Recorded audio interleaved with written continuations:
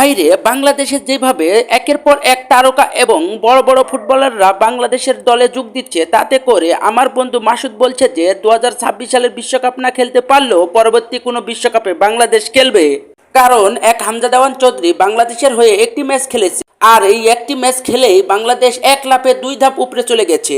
তবে আরো শুনছি বাংলাদেশ ফুটবলের এই দলে নাকি প্রবাসী ফুটবলার ফাহমিদুল ইসলাম খেলতে যাচ্ছে। তাহলে ফাহমিদুল ইসলাম এবং হামজা দেওয়ান চৌধুরী বাংলাদেশের হয়ে যদি খেলে, তাহলে বাংলাদেশ দল এক লাফে আরো দুই তিন ধাপ উপরে উঠেও যেতে পারে, এটা নিশ্চিত। কেননা গত কিছু বছর ধরে বাংলাদেশের ফুটবলকে নিয়ে বাংলাদেশের ভক্ত সমর্থকরা কোনো আগ্রহী বা কান মাথায় কিছুই লাগতো না, কিন্তু এখন হঠাৎ করে বাংলাদেশ ফুটবল দলকে নিয়ে ভক্ত সমর্থকদের মনে আনন্দ এবং উত্তেজনা অনেক গুণ বেড়ে গেছে।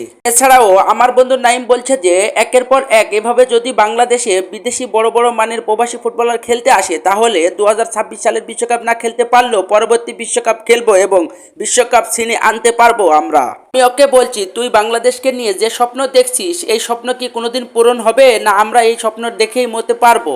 সে আমাকে বলছে, আমরা যদি বাংলাদেশের খেলা বিশ্বকাপের মতো মঞ্চে যদি নাও দেখতে পারি, আমাদের ছেলে বা মেয়ে একদিন না একদিন বিশ্বকাপের মঞ্চে বাংলাদেশ খেলবে, এটা ঠিকই দেখবে। তুই মিলিয়ে নিস আমার কথা। সেদিন আমরা নাও থাকতে পারি, কিন্তু বাংলাদেশ তো খেলবে, এটা নিশ্চিত কর।